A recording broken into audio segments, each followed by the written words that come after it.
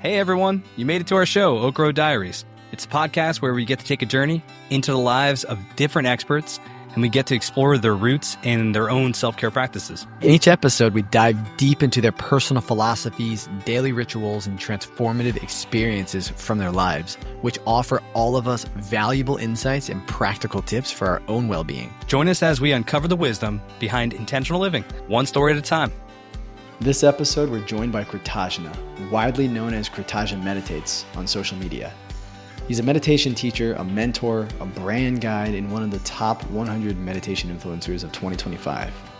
With a global digital community and a presence across Instagram, Threads, Facebook, YouTube, and beyond, Kritajna is changing the way we understand mindfulness, not just as a personal practice, but as a movement of collective awakening. His teachings blend ancient wisdom with modern life, offering trauma-informed, very practical meditation tools that meet people right where they are. Whether guiding a seeker through inner stillness or helping a brand grow with integrity, Kritajna's message is very clear. Presence is power, love is the path, and awakening is for everyone.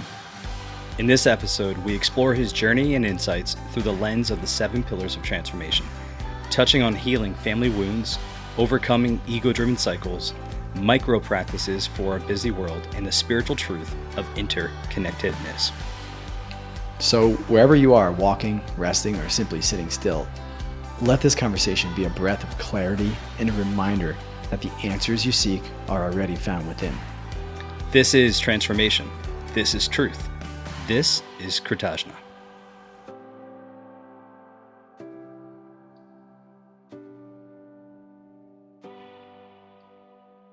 Kritajna. Dude, I love the stash, man. That's awesome. The mustache. You must get it all the time. You must get it all the time. Dang. He's owning that stash, man. Heck yeah. So anyway, my whole story about the Polish are, I like Polish food.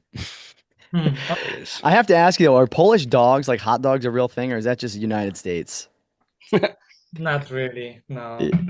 Like, do you guys do sausage, Polish sausage? Yeah, we It's like on a bun and then you put sauerkraut and things on it, or no? Is that totally false? we grill it a lot, or cooking on the pan with the eggs, like you do bacon, I guess. Yeah, exactly. Bacon. Yeah. Heck yeah, man. Yeah, it's Sweet. It's the same logic. That's right. So, anyway, yeah, that's the cool thing about the United States. I mean, like Europe as well, but here in the States, we have we have so many immigrants here. So we get to enjoy different cultures and different backgrounds. Mm. And again, Polish is one of those where, we've had exposure to it our whole lives. Mm. I was just Yeah, we recently in have. Chicago, and in Chicago, like I said, there are a lot of Polish people there. And so you get exposure to good foods. Is it good thing? Yeah. What are some yeah. foods? What are some foods that you like Polish foods that you just are like, I can't live without this? Uh, I mean, maybe not can without this, but I really enjoying the pierogi, the dumplings. That's Oh, yeah. Pierogies, man. That's Oh. so yeah. Have you been over to the States at all? one time, California, One you time? said. Oh, I must have missed that. Okay. Because we have festivals here, especially on the East Coast. I live in Pennsylvania. And on the East Coast here, we have Polish festivals all the time. We have German, Hungarian, all in the Lehigh Valley where I currently live. And it is amazing. Pierogies are a huge thing. Different types of pierogies out there, which I love. I love steamed pierogies. They're so good. Yeah. Well, and the thing is like people don't understand this, Sam. You have it around you all the time. Yep. But honestly, if you leave the East Coast, pierogies they're just not there. They're not around. I mean, Right. they have them like where you find Polish people, but we grew up in Eastern PA, and that was, there were a lot of Polish people around that area, in Jersey, and so we just had their cultural foods, and so pierogies are just sold everywhere. Yep. But outside of that area and that region, like you just don't find it. Just you don't go to like a restaurant or like a little cafe or a dive or something and find pierogies being served. Maybe you get like Mrs. T's, at Costco or something. They're in a bag. Here we at Kritajna, we call them, it's Mrs. T's is the brand. Yep. And you could like get those and that's what we grew up on as kids. My mom like always had those things in the freezer. Frozen pierogies. Yeah. So your mom and grandma probably make some amazing pierogies. Yeah. Is that what you call them, pierogi? Yeah, we call them pierogi. It's a Whatever. Polish name Yeah. for that meal. What's your what's the like preferred stuffing that you like in them? Mhm. What do you prefer? The classic is mushroom with cabbage and also like mincemeat of pork. Mm, Wow. interesting. Yeah. Yeah. It's, That's funny because for us, I would have said it's cheese and potatoes. Cheese and potatoes. Yeah. Cheese potatoes. They'll throw some bacon in there, maybe. Yeah. Chives or onions of some sort. But yeah, that's man, once in a while, like the true authentic Polish people will definitely put the meats and stuff in there. But we relate to that region for sure, as our background is Hungarian German. I'm sure we got a little Polish in there, Jared. Yeah. So our Kritajna, our great grandfather immigrated from Hungary. So on my dad's side is Krijan is the last name, Krijan. And so yeah, Janis Krijan was my great grandfather, and he was one of like six boys. And so his dad, so my great great grandfather came over with all his boys, and they came to Philadelphia. So they immigrated to Philadelphia, and obviously one of those boys was my great grandfather. And so my grandfather was because my great grandfather married a Hungarian here in the U.S. Oh no, I think over there. Anyway, so my grandfather, so my dad's dad is 100% Hungarian, Mhm. and but my dad's mom has a lot of Irish, which is where the Irish and the beard comes in, the red Yeah, and the beard. I trimmed mine down a little bit, man. I had to clean it up a little bit. And true transparency, I actually jacked up the cut. Oh, One of that's the those times worst. where you cut the little beard. I don't know if you've ever done that, Kritajna, with your mustache, but you cut it wrong one time, and you gotta start all over again. Yeah. So Kardashna, the way that we like I explained to you, it's a conversation. It's kind of just to set the stage for you. What we like to do with our conversations is just have an open forum, just chat with you, get to know you, give you a platform to tell your story. I'm sure you've done podcasts. And obviously, we've seen your social media, and we see the quality of the content that you put out there. This is a little bit more long form. We like to go deeper. The point of this conversation is, the podcast is called Oak Road Diaries. The reason it's called Oak Road, here in the U.S., just like anywhere else, we name our streets. We grew up on Oak Road. So Sam and I grew up on Oak Road, and we think that who we are as individuals, where we are right now in this moment of our life, it's a lot of it has to do with our background, where we grew up, right, where we came from. We just talked about your background, Polish, and sometimes they're nice, sometimes they're not so nice. There's a little intermixing of kind of nice, not so nice in there. And we just, we love to get to know individuals. We see your platform. We obviously see you're, a meditation guru, like one of the top 100 meditation experts in the world. But there's more there to unpack, and we want to unpack that. We want to understand Heck you, yeah. who you are. We started with the Polish background. Love to kind of dive back into that. Does that work for you? Yeah, sure. Yeah. From the So roots, man. So who were you as a child? What was your childhood like? Yeah. Like the awareness and the consciousness, well, from what I remembered, it's like I'm just respawn front of the huge church, and that's what I remembered. Like Mhm. very, my family wasn't very Christianity and wasn't very religious, but on some point, this church, it was like I was one of the building what was front of the church, like 10 meters. Okay. It was always there. And on some point, I was very I was atheistic. I was atheist on some point for Hmm. fair time. Also, I was like a metalhead when I was a you Okay. said you said you're artistic, I was autistic. no atheist, Yeah. atheist. I Art. was atheist, Yeah, yeah. non-believer for a very long time, especially for the when I was a teenager and a kid. Hmm. So yeah, it started there on some point. So you said just back up real quick. You said your religion was something about a church, but you guys, what was your religious faith growing up? It was very Christianity. Christian faith. Yep. Christian based. Mm-hmm. Okay. Pan- very Christianity, Catholic, basically. Okay. Catholic. Okay, cool. So you guys, was there a lot of like readings in the homes? Did you guys read scriptures a lot and attend mass? Or did you just go to mass maybe a couple times a year? Or what did that look like?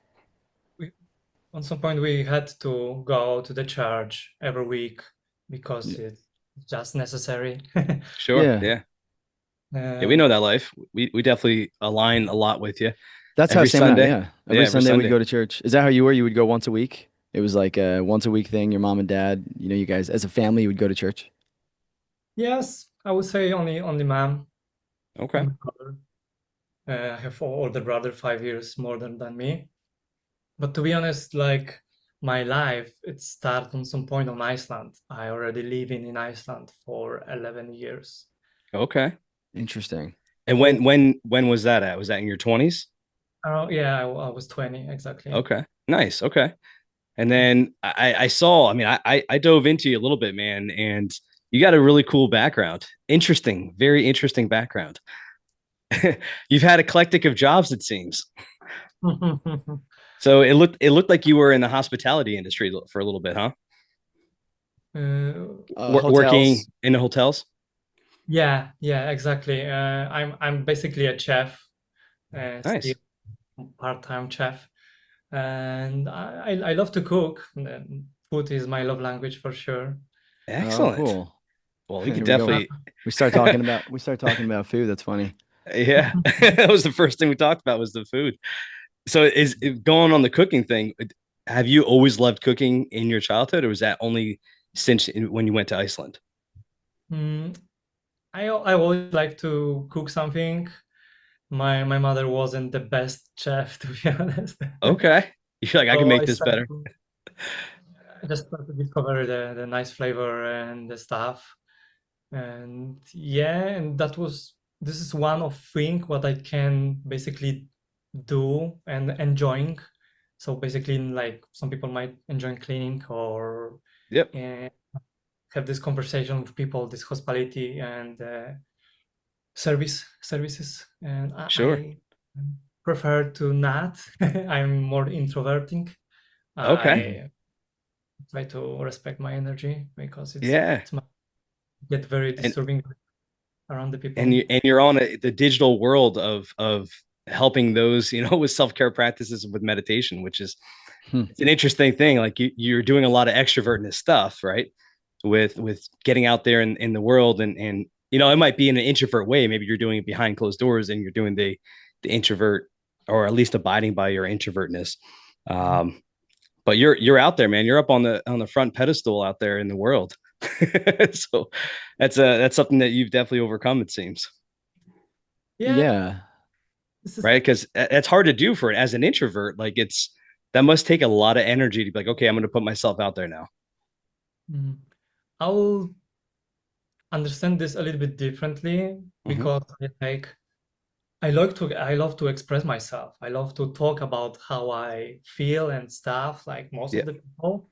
yeah, But I prefer to talk to myself because let's say even this conversation here, it's a little bit different than natural like conversation like one on one. I yeah, love to talk to camera and when I record myself, yeah, it's I have this area and the space to express because when people is around they like start to judging they start to do stuff yeah. there is the tension and I Yep. feel this tension very strongly and I start to like closing myself and like oh I don't want Interesting. something Yeah, So like no, you're more open when you're by yourself, is what you're saying. Kind of the yeah camera's in front of you. Yeah. yeah, Okay. So I get that.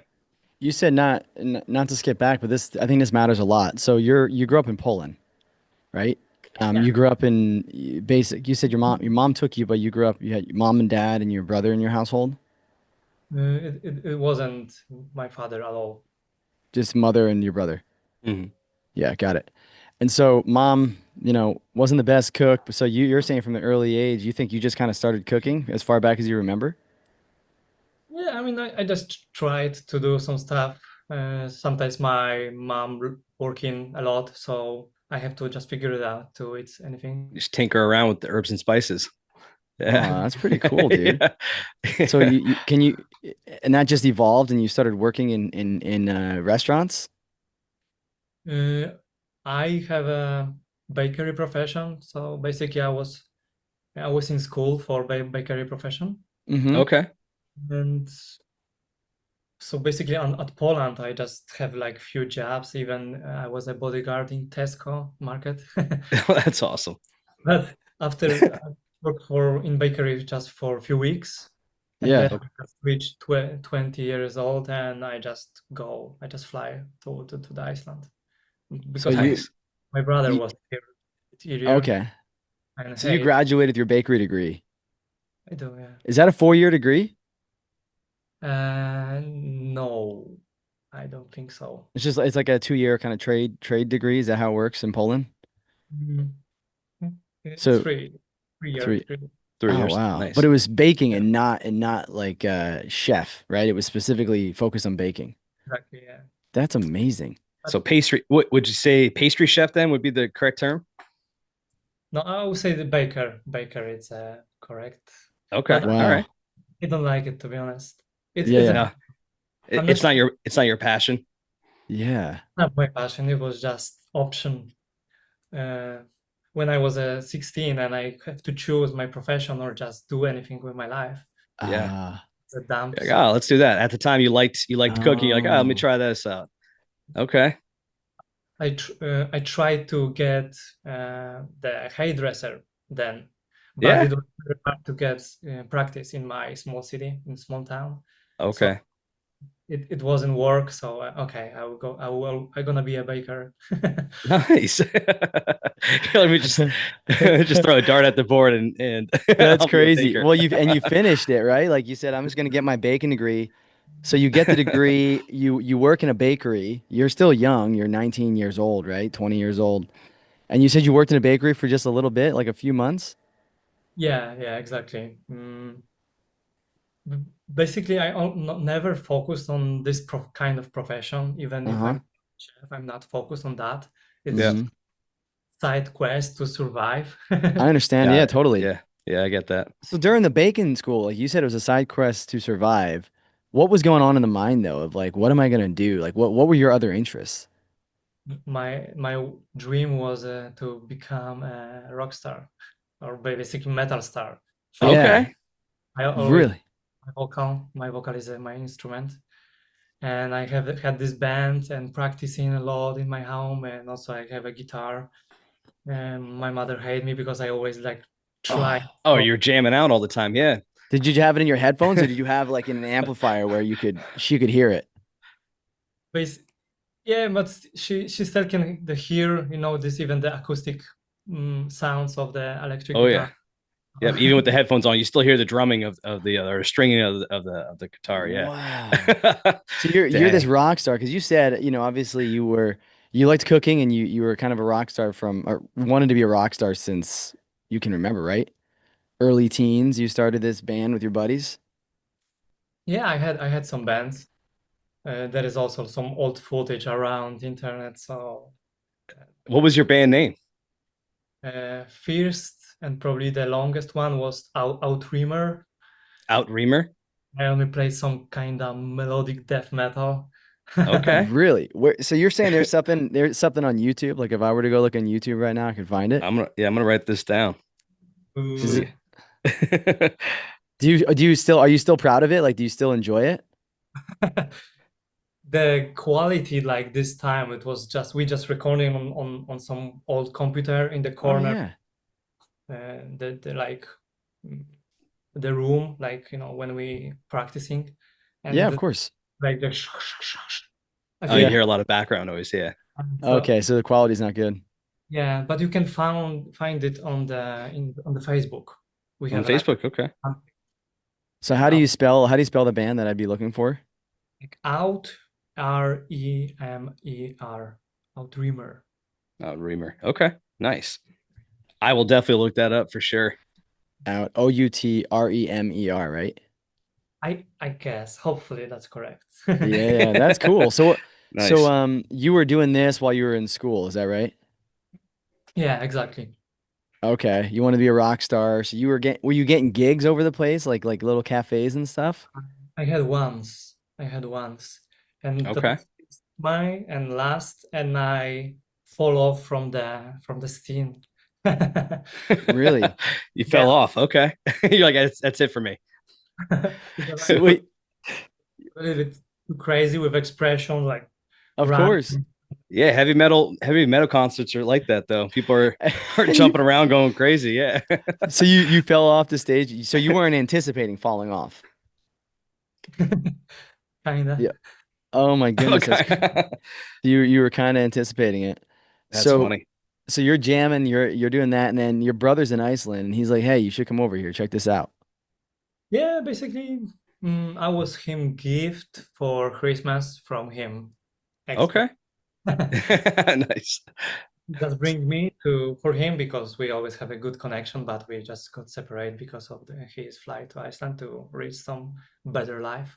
Sure. And I just came here for a few months on the beginning, and I was just realized, hey, that's a great place to live, to just get better life and get money and do anything what I want.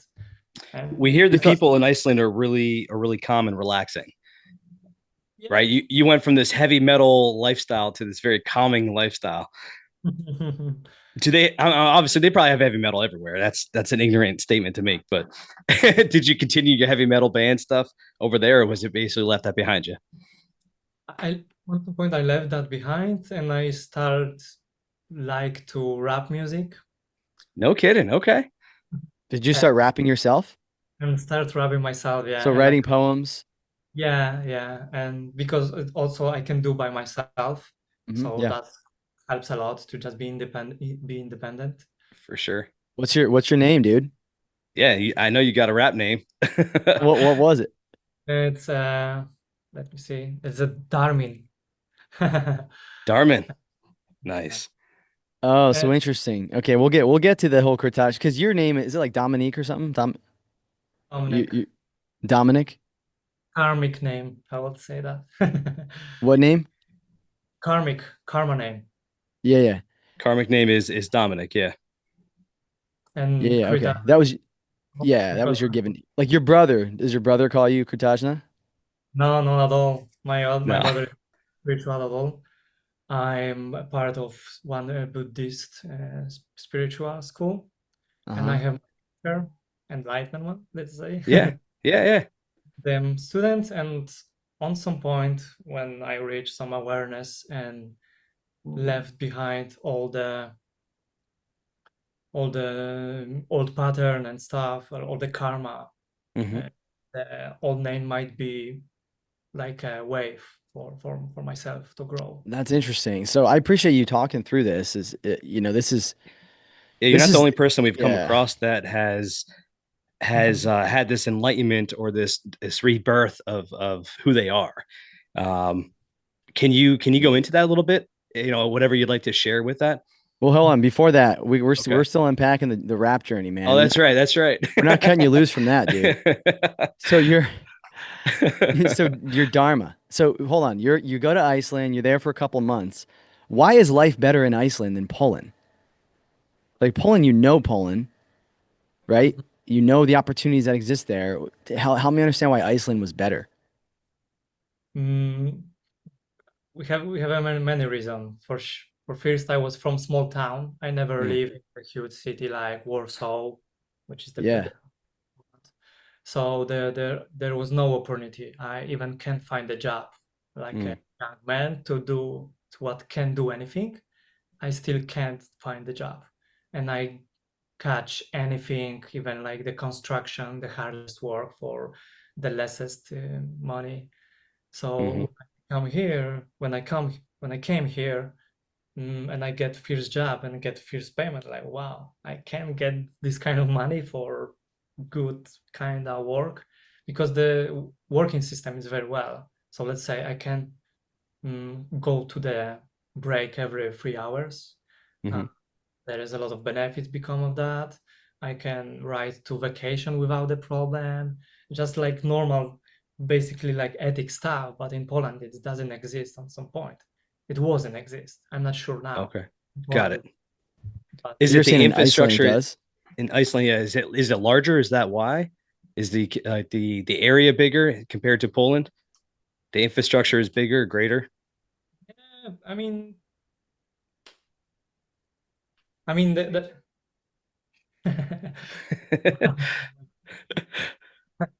The Iceland is it's very small, but on the industry level, Mm, like the fish factory and the touristic, all the services, it's very huge.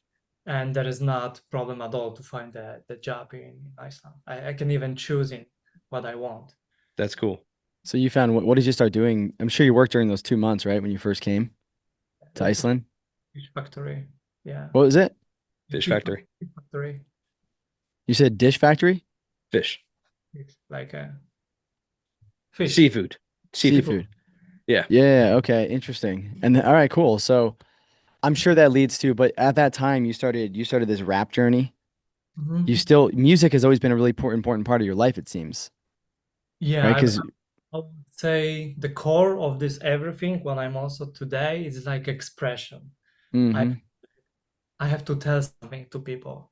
Like it was a kind of a little bit of narcissistic because I was the bullying stuff in the school, and it's hard to be better than anyone.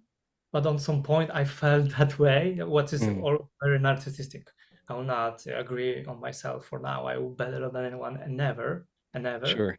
But when I was a kid, I like this indigo way, indigo kid.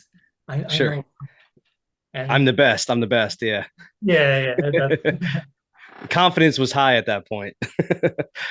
specifically when the school don't tell you that, even you are the worst. Yeah. The parents, you are the worst. The brother, you are nothing. And nobody talks like that, right? At least Had you to, hope not.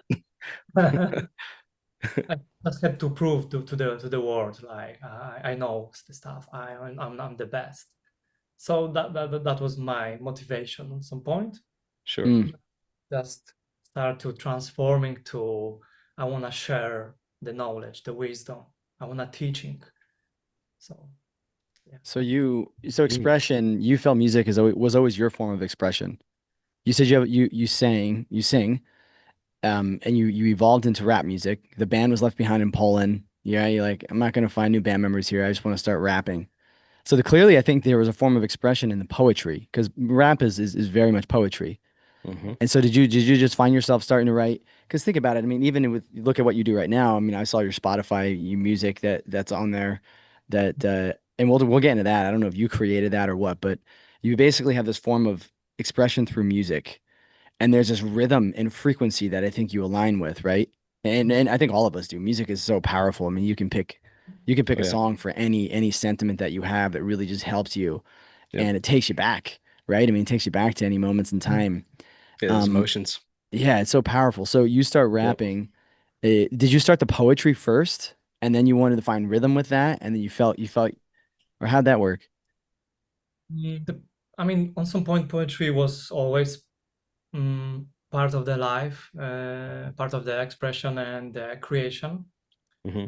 When I was a fronthead and vocalist, I believe my lyrics was kind of deep, and when I transformed to the rapping, I also mostly focus on the lyrics. And a lot of my friends say, yeah, that's good lyrics, but your flow it sucks. So That's my hard to get lyrics, that rhythm down, man, to really get the beat and all that together. I get it. yes, it Not was everyone can be like Eminem, I guess. my problem to focus only on lyrics, and then the riff and the flow would start to be like crashing, and Hmm. uh, it just doesn't work on some point. It was not bad, and I would say I'm more proud of the rap session and my stuff than the metal stuff. Yeah, Okay.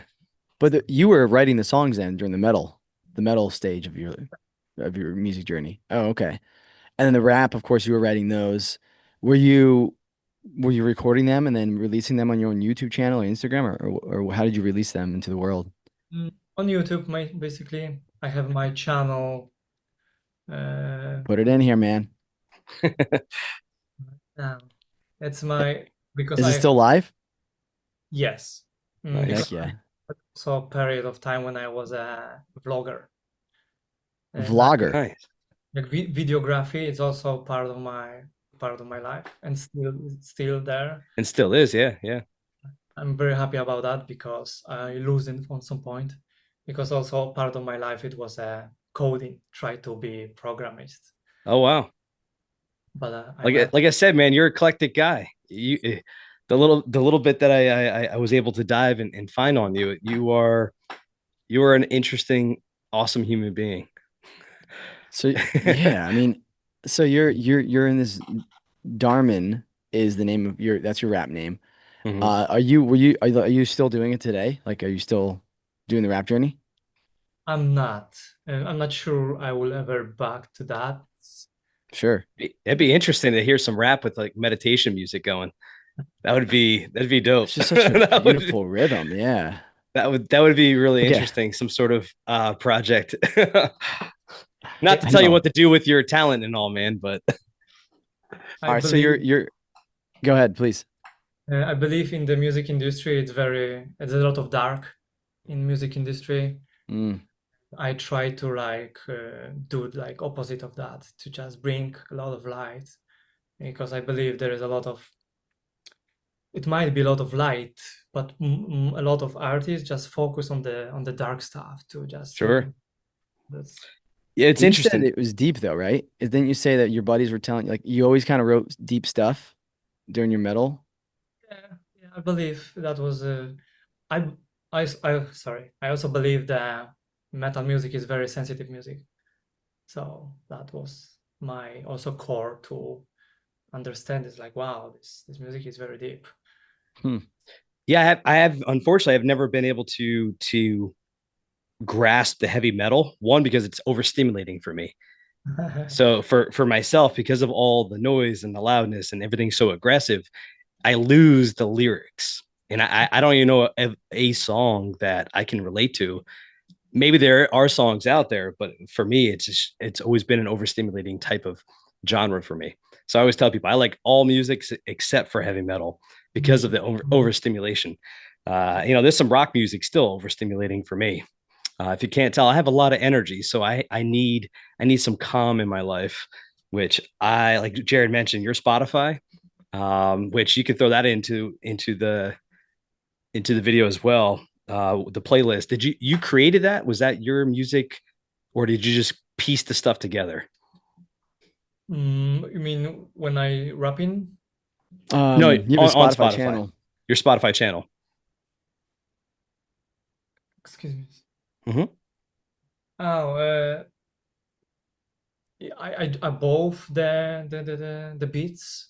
Mm-hmm. Basically, I'm looking Yeah, for found down good beats, which is good one, and just write down the lyrics, go to the studio, and do that stuff. nice. That's awesome. So the Spotify channel that you have, Oh, okay, okay, uh, good. Sorry. I misunderstand. I yeah, misunderstand. Oh, yeah, that's no, all right. My playlist, Music of Light. It's yeah, oh, I just found down these songs. and you piece it together. Yeah, and all put together because I basically focused on chakra meditation, Yeah, Mm-hmm. and all this song is basically on some chakras. Like this song is for heart chakra, this Mm-hmm. song better for the third eye, because there is like frequency and the sounds, what helps elevate and expand the awareness. okay. All right, I Yeah, gotta that's ask, awesome. is this it right here, dude? Let me see. Yeah, this is one of my song. So Nice. you produced this video too, yeah?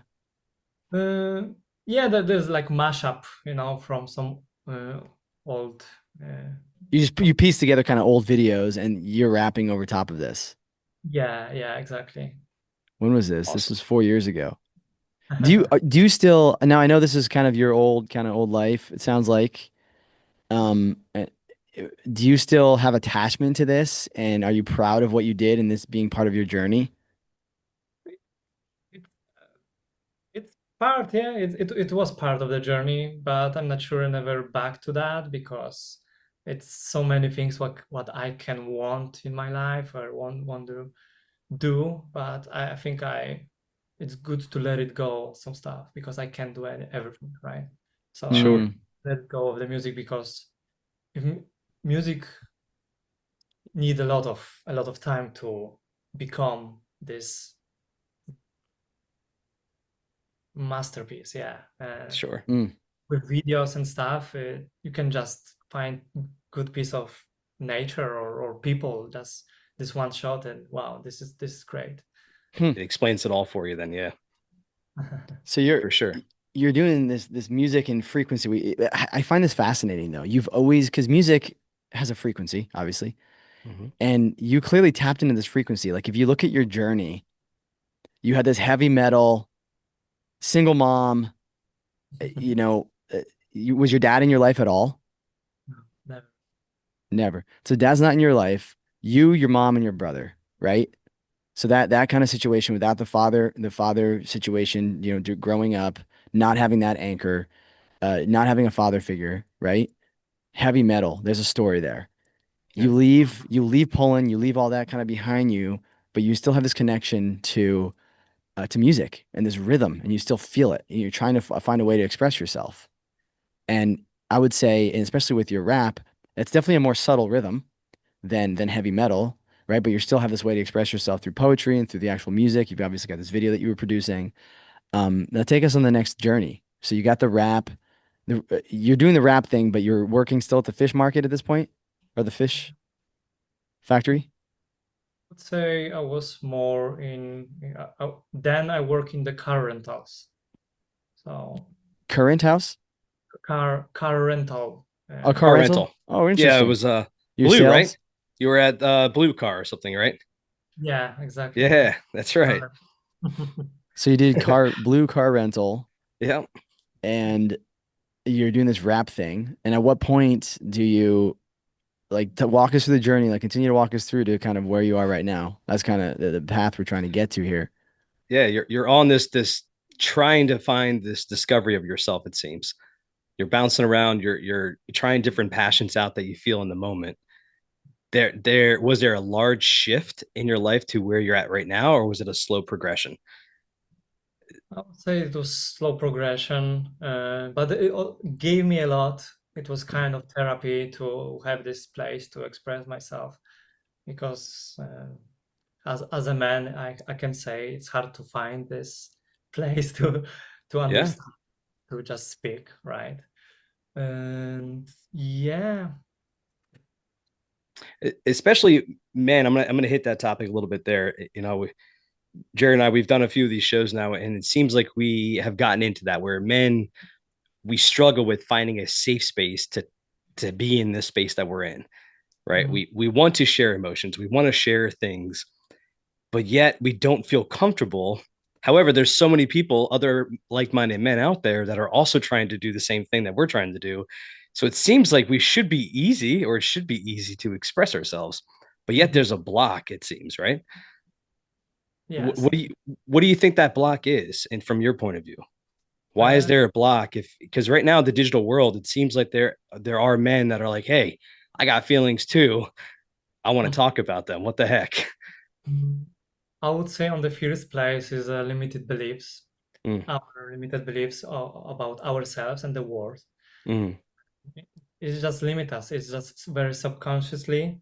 We very strongly believe in some point on some patterns and systems, like what people would think about us. This is not true, or this is a right, which yeah. is very duality. And this is for on the first place, and on the second place, all the environment what we lived and mm, lived here, because this like all, how to say it, color, sorry, I forget the word. Yeah, just explain it. It's all Yeah. good. Yeah. It's all. And I'm going to bring your roots back to it. So Poland, is it common for men to hold back their feelings there, and also Iceland, or is this an open thing that you found? Iceland is more open for sure. Yeah. Poland 10 years ago, not really, Hmm. but I who I was, when I was 18 or 20. Sure. Sure. Very A hard. little bit different than what we are now, right? Exactly. 10 years goes by. So how did you break out into what you're doing now? So this is obviously different. Like obviously you've got talk to us about kind of your beliefs now. Your Christianity, you're going to church when you're in Poland. I'm venturing to guess that when the second you moved to Iceland, you probably never saw the inside of a Christian church again. There was some around, Mm. but I never was a Christian. And I just walked because, okay, that's fine, you know. Sure, Uh, sure. I Yep. would not that I wasn't making more trouble for my family and stuff. Yeah, Ceremony, you know, when we became like baptized and after sure. that. Yep. You kept with the traditions of Yeah. what your family and the society around you were basically telling you guys how to live. I get that. But what I want to highlight here, I have very good relation with Jesus, I would say. Hmm. This is, I would say, out of the Christianity. Some people might don't understand that or don't even agree on that, but I love Jesus Christ, and that's fine, you know. And I Yep. believe because I'm spawned there in front of this church, it might be very strong, you know, So power. your relationship with Jesus Christ, you feel you don't attach yourself to any religion necessarily within Christianity, but you still just to make sure I understand, you still believe that Jesus Christ is the Son of God and that he was a savior of the world. Is that what you recall are saying? Let's say yes. Yeah. Well, what do you mean the relationship? Help me understand you when you say you have a relationship with him. I believe he is a divine being Mm. Okay. and probably the biggest prophet of all time, and even the biggest human who's like influence of our Yeah. life. Sure. Like, yeah, it might be like son of the god. He might be like Sure. he's the way, I would say. Hmm. Sure. There is also there's many ways, like a Buddhist or Yep. being a Hindu or other stuff, and I agree on every of that. And Mm-hmm. I would like to say, like all this saying, like let's say Christianity stuff, it separate us, and the point of mine is to not separate us. Hmm. I love Jesus, I love Buddha, and I love Krishna, let's say, right? Mm-hmm. Mm-hmm. they You they see them all as prophets, as individuals that were put here on the planet to guide us on a path that somebody talking about frequency. Somebody has a frequency where they vibe with what Jesus said, or they vibe with what Krishna said, or with what Buddha said. Is that summarizing what you're saying? yeah, that's good summarizing. Okay. That you and I align on that 100% there, Kritajna. You and I we have the same belief in this, where I had a large upbringing in Christian faith as well. Um, that I followed suit. I was very traditional in the way I was doing things, but as I grew older, I still have a relationship with these divine beings, but it's more open to everything, right? Believing that all of these higher powers, these higher prophets, right, that people speak of, they're all part of the divine one, Mm. and not just to Christianity or the Buddhism, and it's all one. So yeah, you and I, we definitely align a lot with this. So I appreciate you sharing that. Thank Yeah, you. that's Yep. pretty powerful that you were able to Hmm. kind of keep that relationship with Jesus Christ, Yep. and that belief, and you really wanted to highlight that. So appreciate that. Yeah. So you decide, um, you're in Iceland, you're doing this rap thing, you're working at the car rental place. At what So I'm gonna point? I'm gonna butt in. Did you rap religiously ever Oh, um, to put those two worlds together? no, not really. No. There's Okay. spiritual stuff in my Yeah. religion, but I'm excited to hear it. I really want to. I want to know. It was probably in Just Polish though, right? they are. But that's all there, right. I can still vibe with the different languages. Yeah, you won't understand it. That's all right. So you said it was spiritual? Go ahead. yeah, yeah, it was spiritual. I always I just what say. I always put the lyrics in the comment in after every song below every Oh, song, Nice. cool. so you can translate it easily. Heck yeah, dude. Yeah. I'll just drop it into Google Absolutely. Translate. I'm excited to check it out. It's new. I just knew a few years ago it can happen. You prepped it for us, buddy. We appreciate you. Hey, I wouldn't doubt that. Uh, when at what point did this kind of journey that you're on right now? I mean, obviously you've been on it, but at what point did you make the deviation on this path that you're on right now?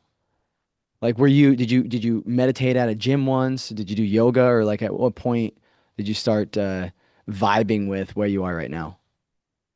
Yeah, the meditation was also when I from my teenager life, when I have a 16, 17, I start to like discover that like these techniques basically to Mm, just calm me down, to be connecting with something. And yeah, this there was like a seed there.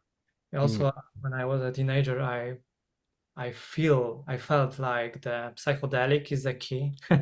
So I did a lot of psychedelics in my teenager life, which is I very not recommend because the brain is still developing. So Oh yeah, yeah. For Sure. all those listeners out there, do not do psychedelics when you're a teenager. if I- Yeah, it seems to be a big thing. Hallucinogenics. I know we're side noting on that real quick just because it came up, but hallucinogenics have been around for centuries, right? They've used it all over the place to help open up the awareness to the divine power and the spirituality of things. If you're doing it the right way, of course, you have the recreational side of it. I just wanted to turn up, tune in, and drop, right? And you have the party goers that are doing things like that. But psychedelics, if done in the correct way, underneath the correct supervision, it can open up your life and your spirituality greatly. Correct? Sure. Yes, yes, but it's we have to know when to say stop Sure. because many people is just lost in that, like from Mm. ceremony to ceremony. I Uh, agree. a lot Yep. of people from ceremony to ceremony, they expand and they become very high being, and they have Mm-hmm. connection and the language, understand the language of the plants. I know this kind of people as well, Mm-hmm. but Hmm. of course, I will believe we have to work, do the stuff, inter and grounding. Yeah, you can't just go on trip after trip after trip. You got to That's be able to, actually, yeah. you got to go on the trip, come back, work on it yourself, and then Mhm. potentially go back on another trip to try to expand on that what you learned and grew from. Correct? Yes. So, That's what I understood from what you just said. all right. So we're kind of getting to the journey. So you started meditating in your youth, just to find some groundedness, right? At that point. Mhm. And then you decide, anyway, so you tap back into that. You're in Iceland, and let's kind of get to that. So, uh, what uh, I bet what meditation was awesome in Iceland or is awesome. There's all kinds of great nature out there. So what kind of helped you to get to this point right now, right? To be kind of one of the top 100 meditation experts, from a 16-year-old boy who learned about meditation to where you are now. At what point did you start really tapping into that and exploring that more in Iceland? Mhm. When I start to visiting some place, just travel around the Iceland, because Iceland is one huge place of power. There is a lot of intense, natural, raw energy, like un untouchable by the humans. I mean, not like spoiled by humans. Mm-hmm. The there is a lot of water, there are a lot of magma below the ground, and ice, and all this. On some point, there is very intense, and when you just see it very close to the waterfall, and you can meditate, you can feel it like very intense energy, and it's just empowering you. So even we have this kind of practice in our school. We have sangha, and we meet in some spots, even in the Reykjavik. I'm living in Reykjavik. Uh, Mm-hmm. in downtown, we have like small waterfall, which is very powerful, and I do meditation a lot there because it's very helpful. It's very cleans my energy. When I feel overwhelmed, I'm just go there and I'm back like new. There's a and Wow. maybe you're thinking or talking about the same thing. Isn't there a river an untouched river that brings new birth. Am I thinking of the right country? I thought Iceland had it where it was a natural waterfall that comes there that people go to. Um, it's almost like the fountain of youth, but it's not. But the locals use that as kind of what you're talking about, the new energy, new birth. They go there, they touch the water, but and maybe that's not from Iceland. Maybe it's in a different spot. Yeah, I don't think so. Okay, It's at least not. This is nothing mainstream. People don't know about this way of the Iceland. I got even it. uh, Yeah. did it So for a you while. that is so interesting. So you're I just find this fascinating. I mean, think about it. You're in Mm-hmm. Poland, your brother happens to move to Iceland for work and just to kind of get away, right? Just to check out a new place. He tells you it's cool, come check it out. You go there. I mean, if I'm not mistaken, Iceland, yeah, I just Googled it here. Iceland, I had a feeling, yeah, it's a geothermal hotbed from what I remember. And Mm-hmm. 70%, approximately 70% of the country's total energy consumption comes from geothermal sources. So you're literally sitting on just this rock of energy Yeah, all over the place. And so you come there and then you just start, you tap into that frequency like right away and it's charging you and energizing you, right? You're, eh, Not right away, but you no, no, get off the yeah. plane, you're like, Well, yeah, but let's get to the but. When does this like you're doing you're selling cars or renting out cars to people and you go on a couple of trips within Iceland, like you go check out this waterfall and you're like, "Holy crap, you just felt the energy." mm, Was yeah, there it was kind of this point. And when I came to Iceland, like after this my whole life, I yeah, started to live the same style of life, partying, same people, which is not much into spirituality and stuff. sure. Maybe even just to well-being, just to, just crave. general well-being, it's not good, right? It's not conducive. Yeah. Yeah, So you're And you're doing that, keep going, sorry. that's okay. After a few years, because I lived in Keflavik, it's a very small town. No, it's not. It's smaller town close to the airport, where was my brother lived as well. And when I decide to move to the Reykjavik because I want to a little bit more social, and even if I'm introvert, that the Keflavik was a little bit too introvert.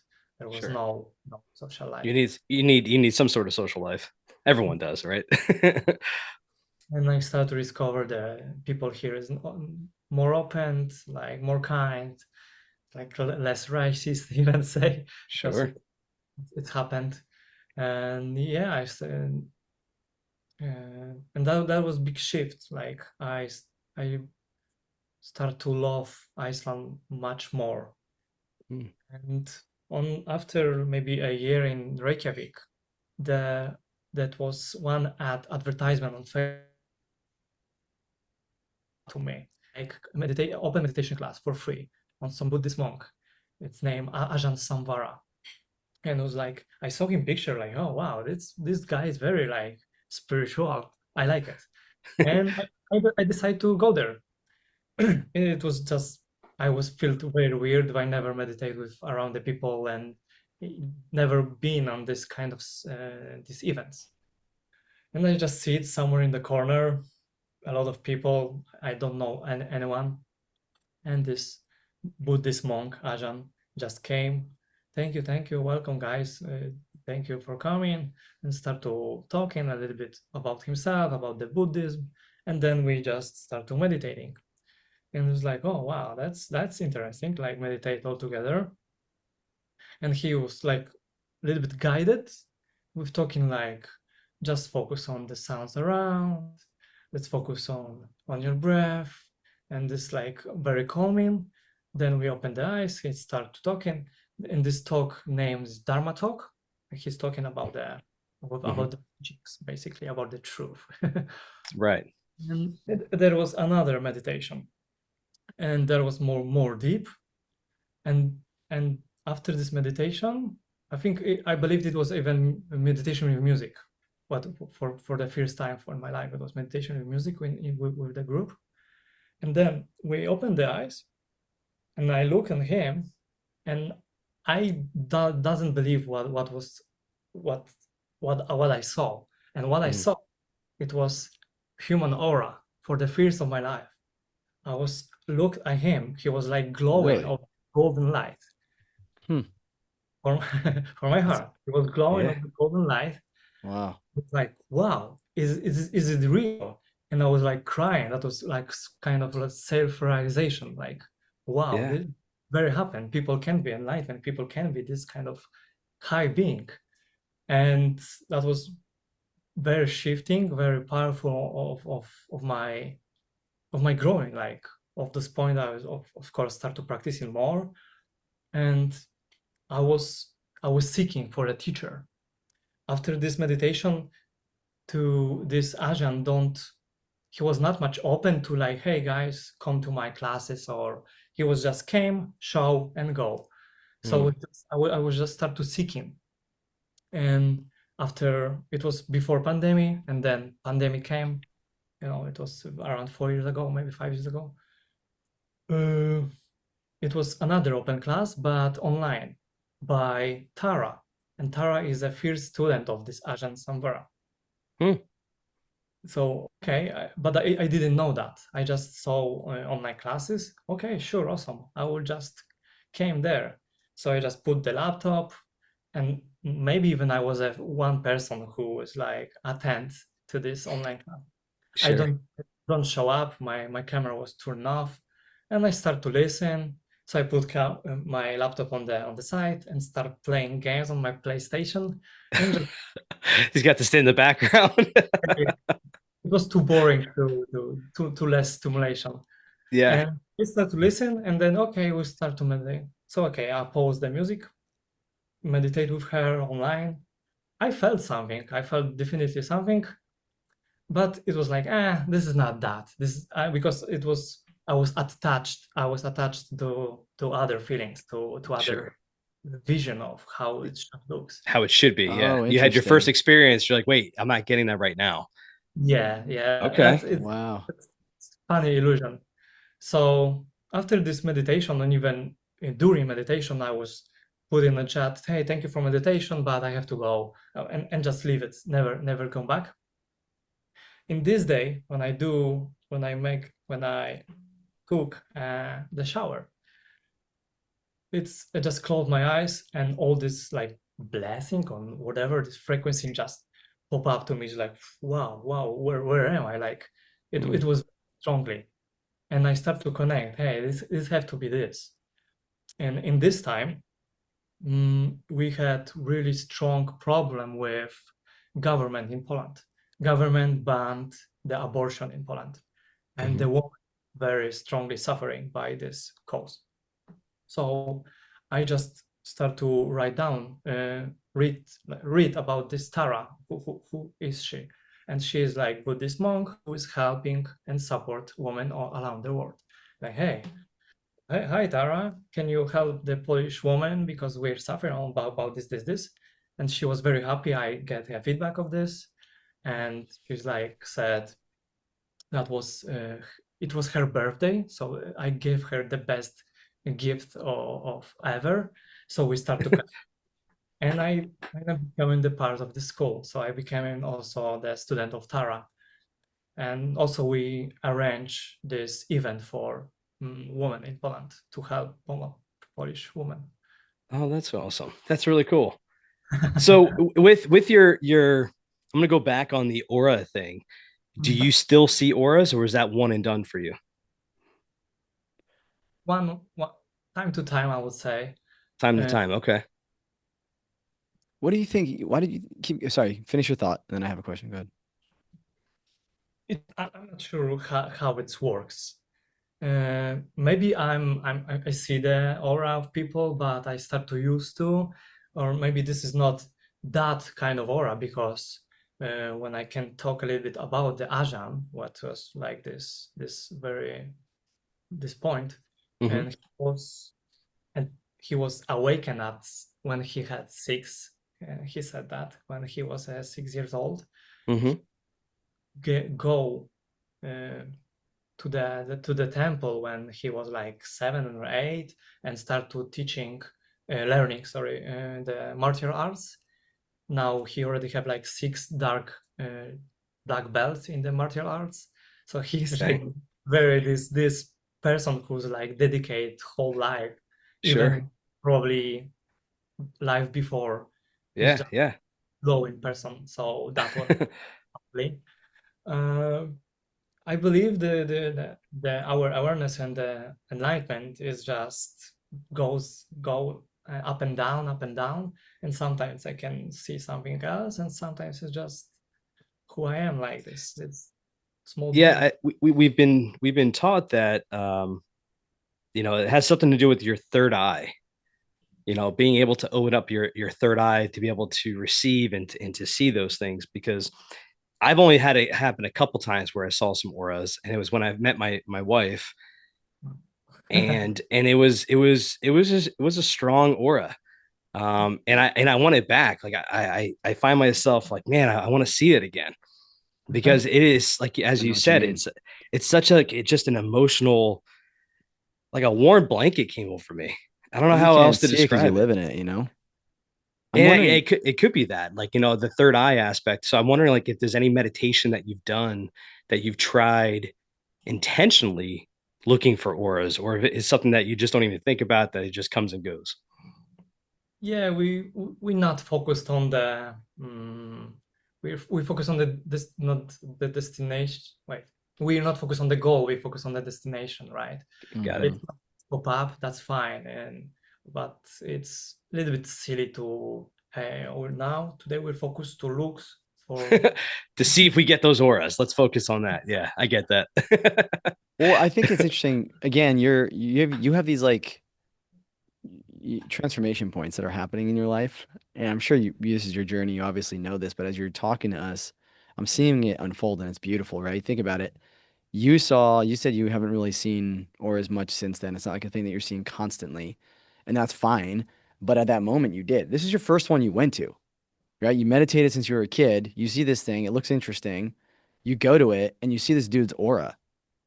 And then what does that do? That sets you off in this path that you're currently on even more. Yeah. It anchors you to this path. Is that not a true statement? Yes. And then Tara is right. You get connected to Tara and you guys start teaching at this school. It seems like it was an online school. Yes, around the world, but we have like regularly meetups, which is Sangha meetings. So you Mm, had to you were just some Joe Schmo who came in. So you had to learn first, right? Tara was already a meditation teacher, but how did you have to become did you have to go through a certain instruction process? yeah, yeah, we have like courses also. There is a lot of structure in our school, and Mm.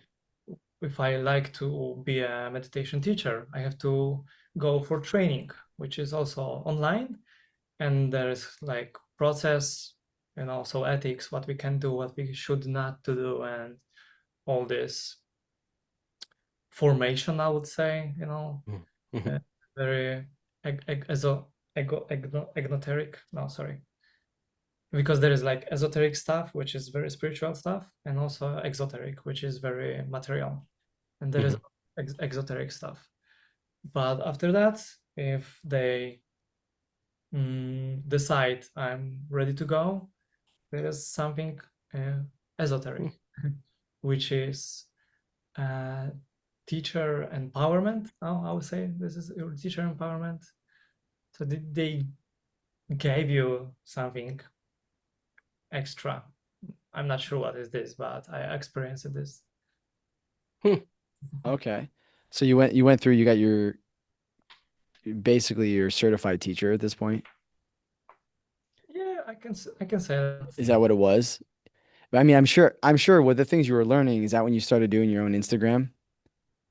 You started the Instagram page that you have? Yeah, I mean, yeah, that was.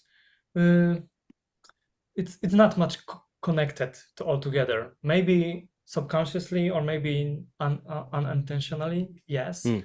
But because when I try to be a programmer and just uh, expand my a little bit more better life to get this remote job is always the goal. Yeah, of course. Mhm.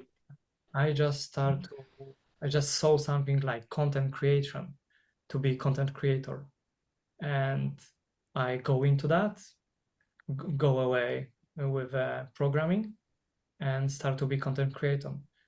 Sorry. So you're And putting these two worlds together essentially. This artistic world of content creation and the fact that you actually are a meditation expert. You're forming these two things together is what you did.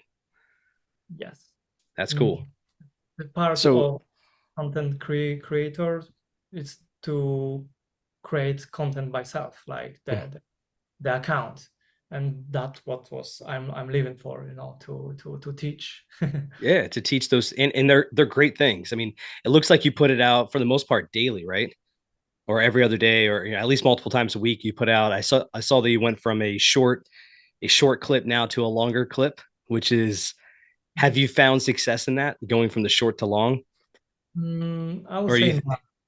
The shorts format it works a little bit better, Okay, but sometimes it's not about the goal. I yeah, just the message. Okay, that's cool. Some people see, some people not. got it. Yeah, well, I so like it, man. I like the content either way.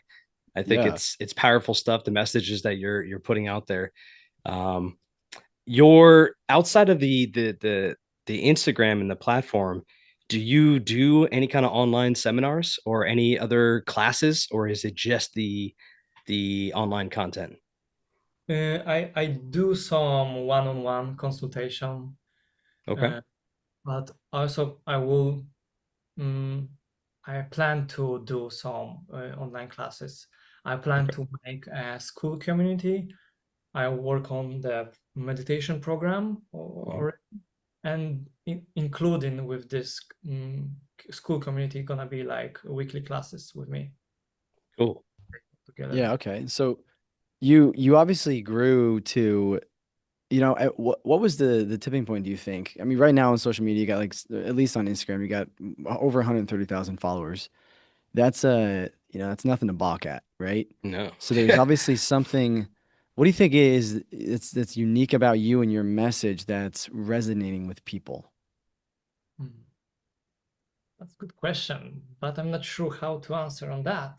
Mm, People, maybe the authenticity, and people say not faking and try to not being guru, or I'm just basically normal guy who might hmm look smooth for some people, and I have some wisdom as well.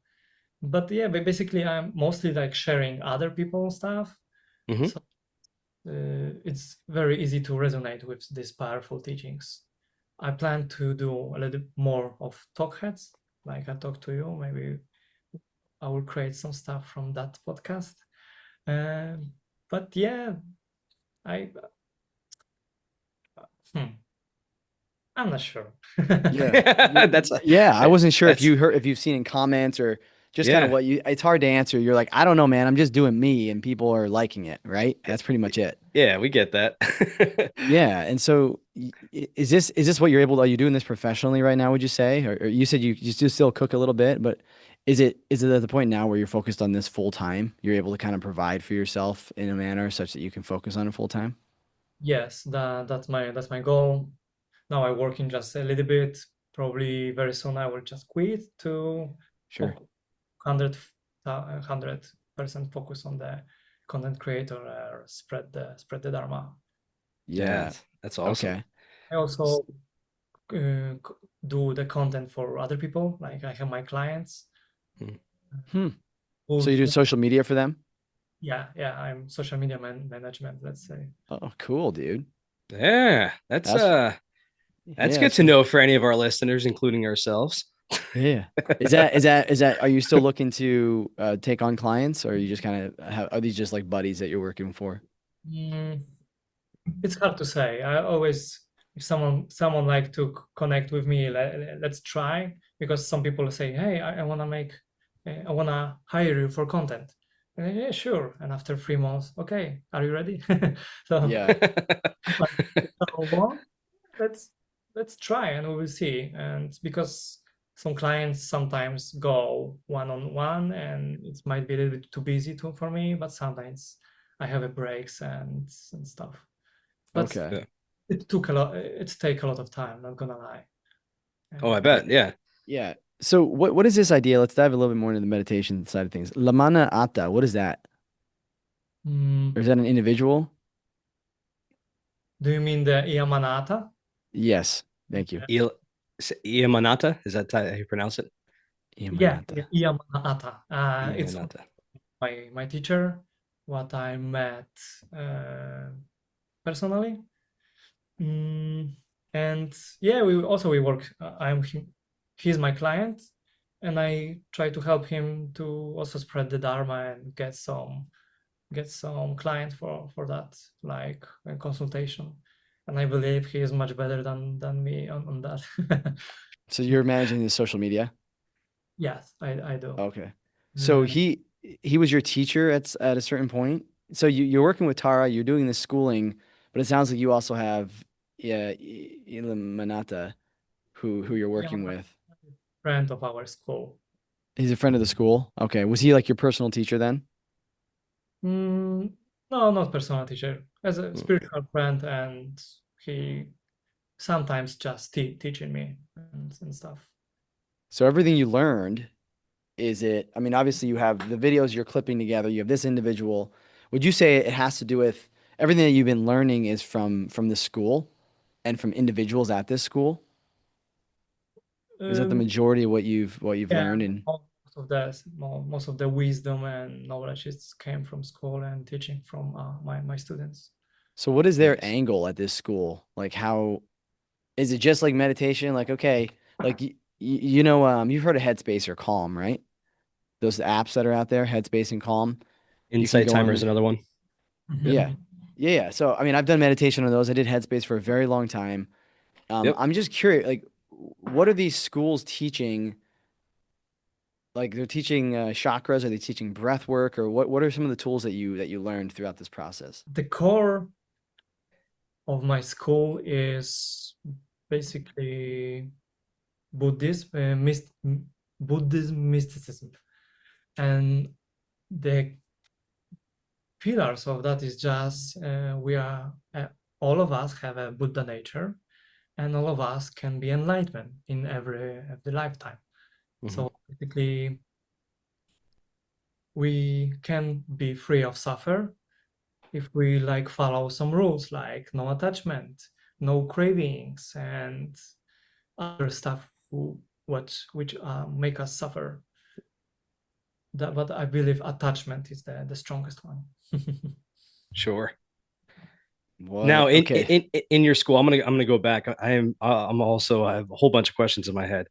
So your Kritajna, your karmic name, you don't go by anymore. Was it in this school that your enlightenment came, where you transformed into your spiritual name, which is Kritajna, correct? I will not say it was enlightenment. Okay. Okay. Even if I will be an enlightenment, I will never say I'm enlightenment. Yeah, I mean, it's a strong word. I get that because that's That's what the, that's in the the in a Buddhist faith, you strive for the enlightenment stage, and I get You're that. always That on a means journey. you've reached the point of enlightenment. I get that. But on your journey to an enlightenment, you had this switch over from your karmic name to a spiritual name, right? I believe that's the kind of how the terminology goes. So Kritajna, as you're going through your schooling and you're starting to become more aware to your spirituality, you're teaching these students and new people that are coming into the school. You're taking now this information that you learned yourself, and now you're posting it onto the digital market as a social media content creator, correct? That's basically. that's the journey that I'm trying to summarize here with, so our listeners can understand who's this meditation guy. Now, every day, multiple times a week, you're putting out in the world different practices and different spiritual awakenings. Messages for people for them to see what hits them daily on their journeys. Is there self care practices that you embark on yourself, right? Because you're. It's funny because we were people. Jared and I are just average Joes. We look up to you guys to teach us the self care practices, right? The meditation stuff. So who do you guys go through? You know, where do you learn all of your self-care practices and what do you do in your own life for self-care? Mm, if I believe the meditation is a self-care practice, Hmm. very strong practices, and more exoteric material one is selflessness, selfness less, right? Yeah. Selflessness. Yeah. Yep. Yep. I Yeah, get you're you. right. Exactly. Because when we do selfless stuff, selfless, so Yeah. Yeah. do selfless stuff, we just forget about ourselves. Hmm. So, and that's the goal. We left the egoistic state, which is state of fear.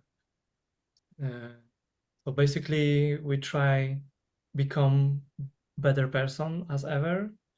It's constantly growing, like we growing like a tree, right? The Hmm. tree, when the tree has been done, it's never gonna be gonna be done.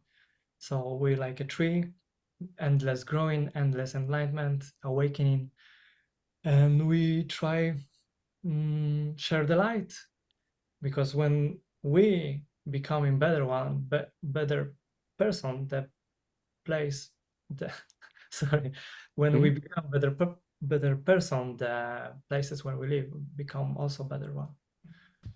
And 100%. Yeah. Spread the light. Yeah. I will say something what will help understand my being, what you say before, because Kritajna is from Sanskrit, and it's Kritajna mean gratitude, and my being it's very gratitude from perspective of my teachers. I have that's my like superpower. That's why Hmm. we get this name to just get the superpower, like our like Buddha nature stuff. And my it's gratitude. And doesn't matter what's happening in my life, I always find this gratitude just go away from that. So Hmm. even when we in the worst death and the worst struggle, when we find gratitude in this place, we always find a way out. I love that. Interesting. That is amazing. So your entire being is a grateful being. Every day you live in such a blessing state. Obviously not. We're human. You're gonna have frustrated moments. You got bills, you got things that happen. But it seems like because of this path that you're on, these tools that you've learned, you can, maybe quicker than others, switch over to the, yeah, this is some bullshit that's happening right now in my life. But I'm super grateful for all of these other things that are happening in my life. That's pretty much what I got out of that. Which that's pretty amazing. So in walk us through your daily life. So you wake up in the morning. What's your daily routine look like? Try to practice meditation twice a day. One Okay. is in What's the time limit on those? what time I meditate or how Yeah, long? how long? Like Uh, how from minutes 10 to 25, 30 minutes. But I each try time? well 12, 20 minutes twice a day. It's just perfect for me. Yeah. Hmm.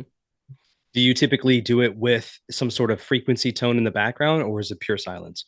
Yeah, this is a chakra meditation with music, and this meditation I practice a lot. And this meditation have roots from traditional Buddhism. So it's very powerful. And also, what can I say about my practice is also bodhisattva practice.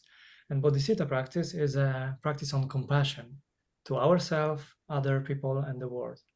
So this is like two pillars of my practices. And what my day looks like, to be honest, I'm really like to work Hmm. on my stuff. So last weeks, I'm just wake up and sit on my computer and work. You're editing videos and things like that of yours, right? And now I do the script for my program meditation and try to connect all together. Let's say even the landing Hmm. page I did for the last few days. That's Um, cool. So meditation morning and night, it seems. Do you journal? Do you do any of those common self-care practices out there? Any physical activity? It seems like Iceland has plenty of nature to go walk in. Yeah, I was curious about that too. Yeah, what do those hobbies look like? And yeah, journaling, go ahead and unpack that. Yeah, journaling is great. I can say to anyone to do the journal. I practice in time to time, let's say. I Hmm. did a lot of in my past. Also do the gratitude journal to do every day to be grateful for something.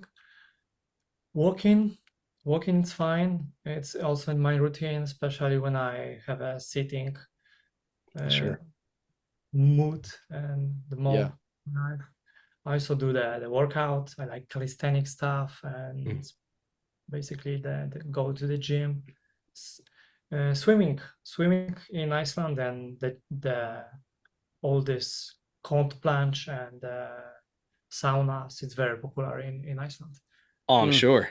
Yeah, that's right So up where's Jared in my is the alley. cold plunge just like in the lakes and rivers there or Go to the ice cap, bro. yeah, What do like you what do you think? do? Let's go dig a fish hole and jump into it. That's cool because also on the swimming pools we have like hot tubs and also cold tub. So everybody Jealous. Yeah, basically. so jealous, right? I've never had one of those where there's an actual cold. They always have hot tubs and they typically will have a sauna and then they have a steam room, Yeah. but they don't have cold plunges. But you're saying at your gym you've got a cold plunge. Um, a lot of gyms have also like swimming pools. Yep. Then yes, but basically it's separate stuff. So there is a lot of swimming pools around, and there is a lot of gyms around. Oh, I see. So you have memberships to both places. Yeah, exactly. Oh, Okay. okay. Are you doing that daily? Are you hitting the sauna for 20 minutes and then doing the cold plunge? Yeah, I will not say daily, but weekly. That is like my weekly activities, Hmm. time to time. Yeah, I much more prefer to go to the hot stuff or water or sauna, and then go to the cold to Oh just yeah.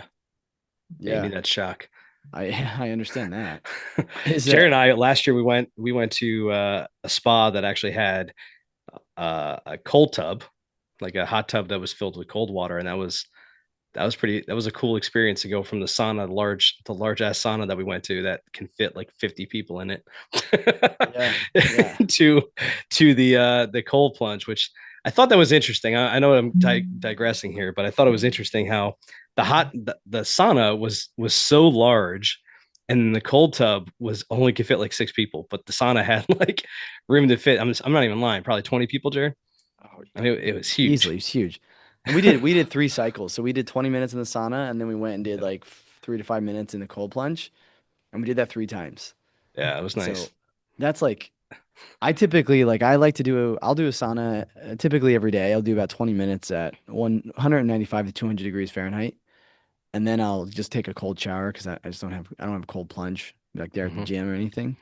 So I'll typically then take a cold shower. But I try to at least one day a week, typically Saturdays, where I'll do the cycle, where I'll do like 3 sets of that, like 20 minutes, in the sauna and then cold shower and then go back and keep doing that. Like I'm like taking in electrolytes during the process and even after, It you drains you, know? yeah. Yeah, it's just like you have to do that. So do you like to get out? Like, would you say weekly? I mean, I don't know by much. I mean, I know like hardly anything about Iceland. Like I Yeah, I don't know know. the geothermal thing. I know there's a guy from England right now named Ross Edgley who's literally swimming around Iceland. Are you familiar with this?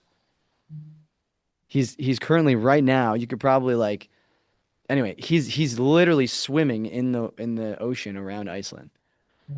And yeah, he's already done 1,000 miles. It's 3,000 miles to circumnavigate Iceland. But he did it in England, and he did like the longest river swim. If you look him up, the dude's just a beast, like Yeah, just man. Talk about an completely outlier. ripped and like.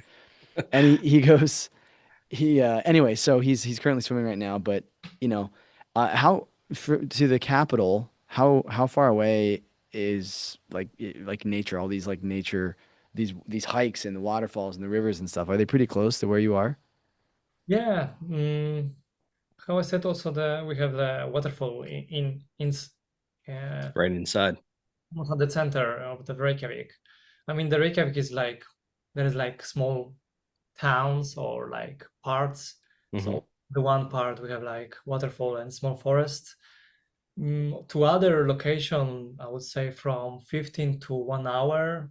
If we want to go deeper to the Icelands, of course, we need a little bit more. But basically, you can visit a lot from the like 2 hours ring like area. Dang. With a lot of spots around. Yeah, I bet. It looks so beautiful. So Oh, during it this does. time of Yeah. year, you guys are technically in summer, right? Is your summer though still pretty cold?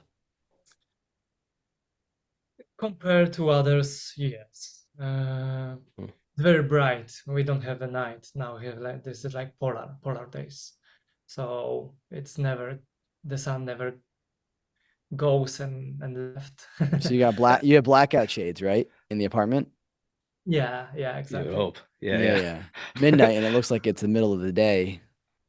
That's gotta throw your circadian rhythm off a little bit. Yeah, it's crazy. Yeah. So what are some within within meditation and just why do you think right now in the world meditation has become such a popular tool for people? I believe mm, there is a lot of overwhelming overstimulation, mainly overstimulation. Mm. Like have this all the stimulants which just go like when you just go out, go to the social shopping. It can become that when we go to the websites or even social media, the overstimulation just can come after a few minutes because Oh yeah. that's so intense. Yeah, it's Like coming at you fast. The music's loud potentially, right? so, I believe we just naturally looking for some peace, for this Hmm. like peace mind and freedom to not Just the groundedness. Yeah. Yeah. naturally. We're naturally looking for that. Yeah. Are you still so you said you've been stripping away your old self. I know this is a silly question, but like do you still like the game? Like PlayStation and stuff like that? Is that still part of your He's like, hell yeah, man. is that I still told you I was on Call of Duty every day. I'm just saying, was that Dominic or is that Kritajna? Can Kritajna still game is the question. I believe Kritajna can play. But I can do everything what he want when he don't how to say it do the escape of the practices or the reality of the of true. Yep. So it's just my leisure activities or just something that I like to do. I believe this is fine. Like watching movie time to time, right? Yeah. Sure. Yeah, well, that's what I'm curious about, how this evolution has happened and Sure. because personally for me, I have found that I know just doing kind of learning more about you, love is really important. You feel like everybody's connected. Like love is this kind of interconnected thread that runs through all of us. And then this is the light that you were talking about. You said earlier, like if we just can have more light with us or love, then that's very contagious Hmm. and it can spread to more and more people, right?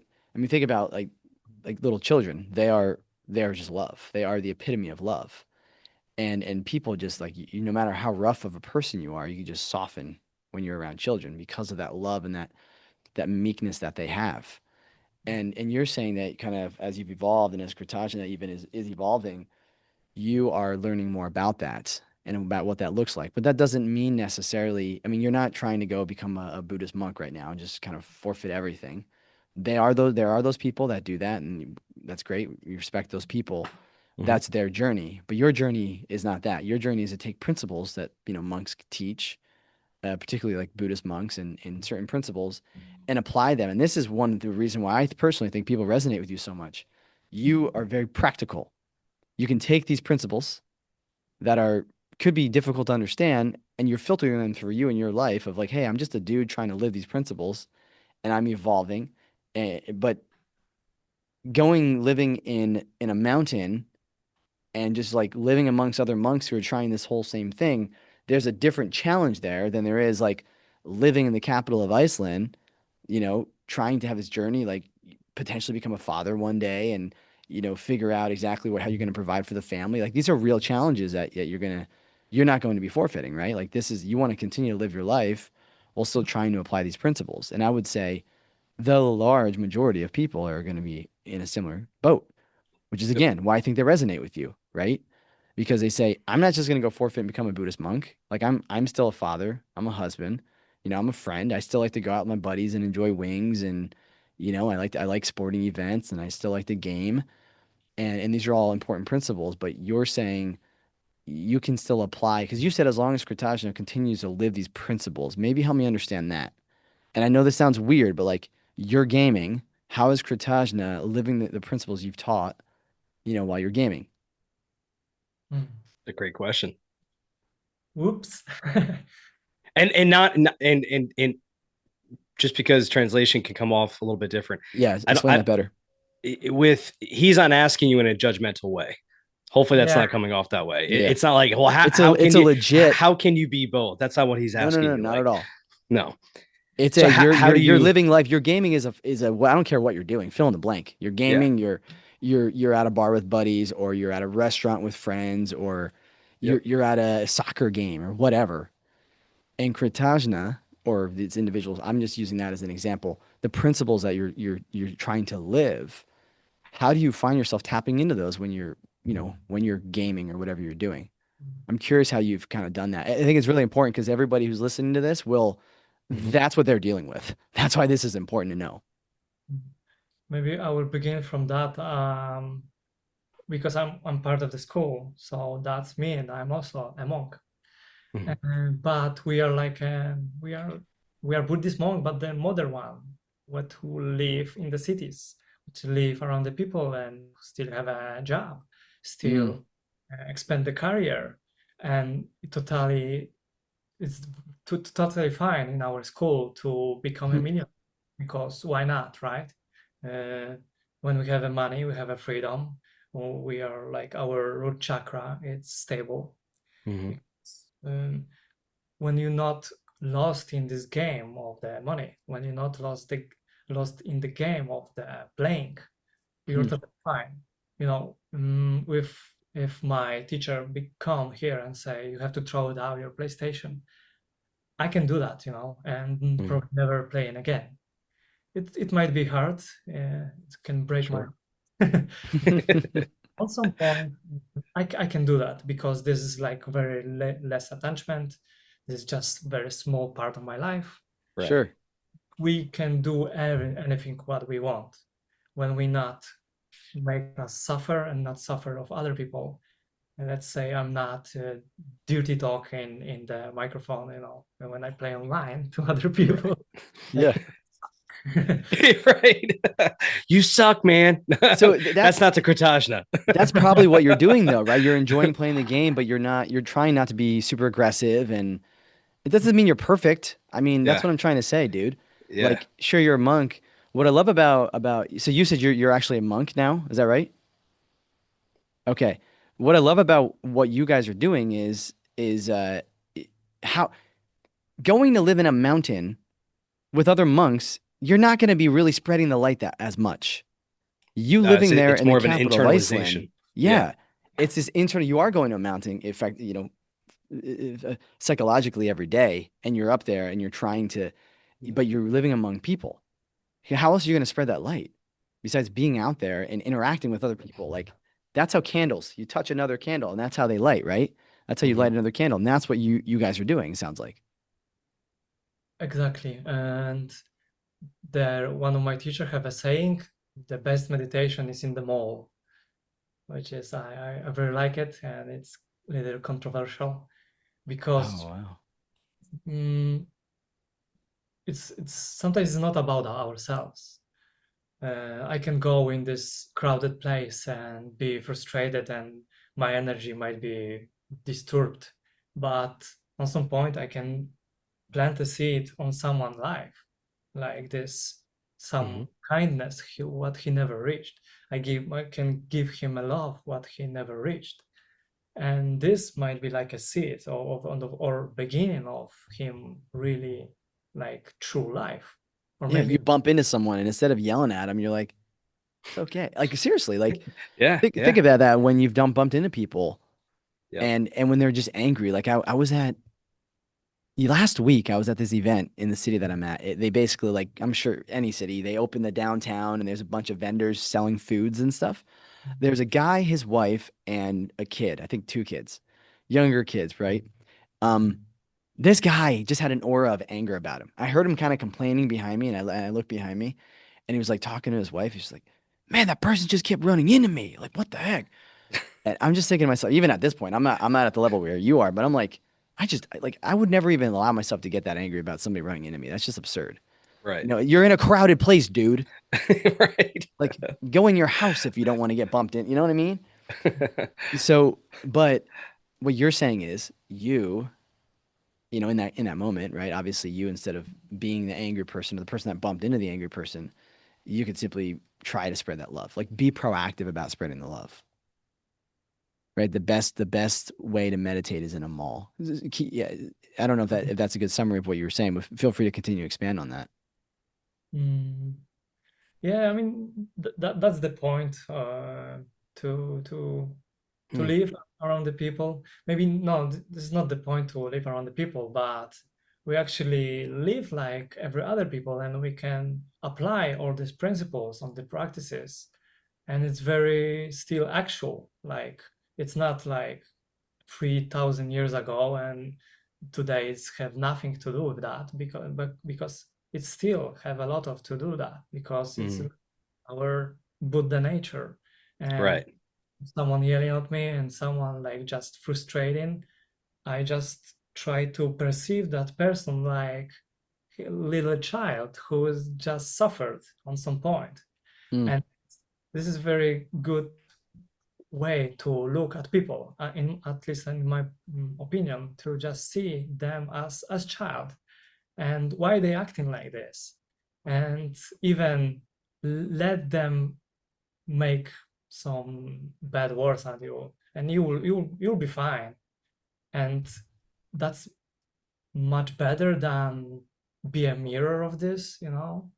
So we can like close this cycle of anger, even if our family of our generation something happened, and we can become this being who close this cycle because we feel and understand.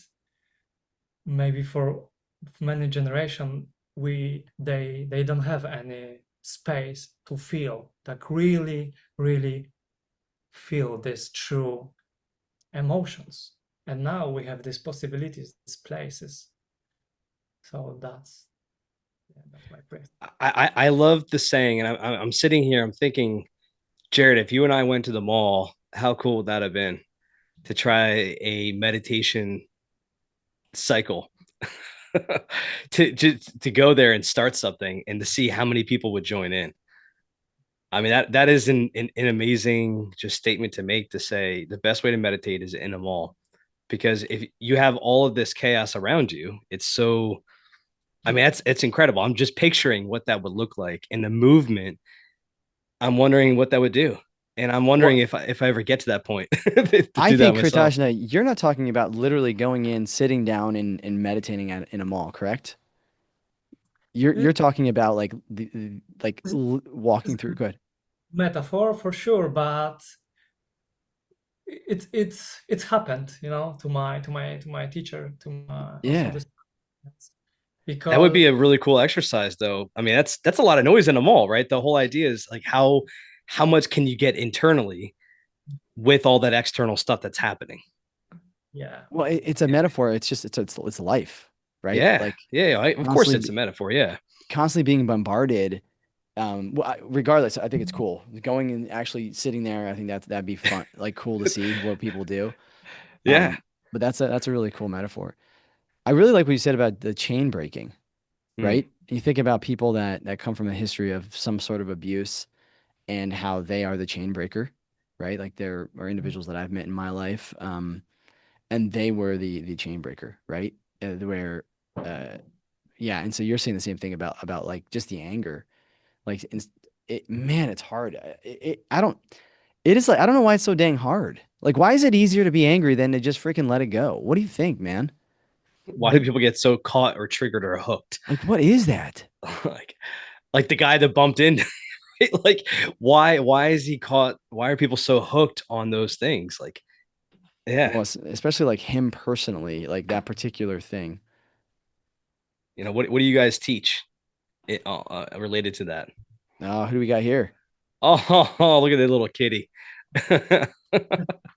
Yes. Our neighbor, and he come to us very often. You That's said cute. that's your neighbor's cat? No. Yeah, yeah. He's very comfortable in our house at some point. That's awesome. You just This is open the your window, the cat just pops in. Yes. I believe he's like filled with energy. That's why. Yeah. I love He's like, that, this dude. is the peace. This is the peace space right here. That's funny. Um, I would like to. I know our time's coming to an end real quick. Kritajna, if you're willing to, I would love to do a small meditation exercise amongst ourselves. If you're willing and wanting to do that for us. I know I looked at the time, I realized that we could keep talking for hours, it seems. Yeah, I mean, where are you right now with time? Can we maybe talk a little bit more and then do that, or where are you at right now with time? We want to respect your time. leave like 15, 20 minutes max. It's fine for me. Okay, so Okay. maybe we can unpack that a little bit more because I did want to understand this whole like, anger thing, and I'm Yeah. sure you've thought about it a lot. I would say because we are taking everything personally. Uh, let's say this old stuff when happen when we go out and there is like many different people, Mm. and this difference make people like anger and make people frustrating, or they think they are rush but they are not in rush and stuff. They like they chasing something but they don't know what chasing something, and there is like conflict. And when having something they think very personally, there's like egocentric state of fear. Basically they fear they will not do something, they will fear like they fear of everything basically. Hmm. Basically a lot of people like they living in the state of fear, and our system is great in that to just plant the seed of that. Oh, and it just keeps piling up on it, right? So you already have this internally happening, and then the external stuff that's happening to you just keeps compiling it. So our So it is the way out of that what you're talking about is the way to get out of the hook through only meditation, or strongly meditation can help with getting out of the hook. meditation is like fundament, it's like very fundamental. Got it. When you learn and start to be better on meditation, the other things just start to pop up, Hmm. Hmm. and overcoming or learning about to letting go and surrender, to have more compassion to yourself and to understand other people. So basically, when you have this, when you in this state of being, it's much easier to live, because we are naturally like loving beings Hmm. who compassion to each other, like I love you, you love me, and then that's great, that's feeling Hmm. great, right? Instead of fuck you and Oh yeah, yeah. What you're saying is that we all naturally have a loving tendency yeah, without anything, like the innocent child, right? We go back to the childhood. Children are loving. There's nothing that makes them unloving except for external surfaces that keep getting piled up on them over the years. yes, yeah, Yeah, exactly. got it. Wow. Yeah, Would go ahead. would you say like the man, as you were saying that, I was thinking about the natural man. Think back to our kind of our caveman instincts. It's survival, right? We are put here on Earth. I personally believe, we have a spirit and a body, and that makes the soul, right? And so obviously we have spirits within us. There's that energy, and then we have our bodies. I think the natural man, the spirit lives on, was born, is here, and will be, and so it's this constant energy force. And I don't think there's necessarily this survival instinct within that. I think it's within the natural body, and that survival instinct that comes is we want this we only have this experience for a short period of time, right here on Earth, and we want to survive as long as we can and as much as we can. And anything that happens, I just was thinking about this from something that you said. These things that happen, somebody bumps into us, somebody does that, it's like an attack on us, or we perceive it as an attack. And Mm-hmm. and what is our natural body thinks like, oh, it's attacking me, I need to defend myself, right? In order to protect myself. But I think what we learn is through these principles is like, hold on a second. We're basically training the natural man through these filters of meditation, like you said, very fundamental, through prayer, through the rhythmic music, through going out in nature. We're calming the natural man. Our spirit is communicating with these energies, right? And then we're basically, because our spirit's within us, it's really healing the natural man from these tendencies to constantly feel attacked. Does that make sense? And so as we do these things all the time, these positive things, meditation, do these things that happen in the spiritual energy, the spirit is being recharged and it's helping the natural man to be like, it's okay, man. The guy ran a red light. We have no idea what he's going on with. Like, sure, he Like cussed you out, but like, woosah, woosah. I don't know, man. I don't take that for what it is, but that was just a thought that I had when you were saying, kind of trying to unpack that. That's Yeah, beautifully said, man. Yeah, that was great. that's yeah. We are designed to survive. Our brain designed to survive instead of being happy even. So, but on some point and on some level of our generation, we have to have like different goals, like different mission of our life. And we have like this body who need to survive, and we have this soul who need to be enlightenment.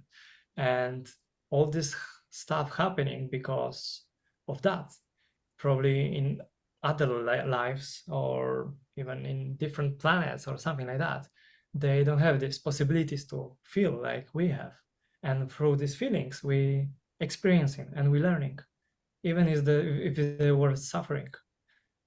Probably most of the, I mean, in at least at my experience, from the strongest suffering, I get the most, like the most lesson, and the this is like the strength.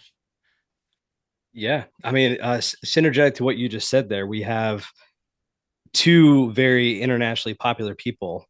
You got Goggins and Haynes that come to the forefront of my brain that they literally promote suffering. Yeah. Be the best sufferer so that you can grow to be the best version of yourself. Right.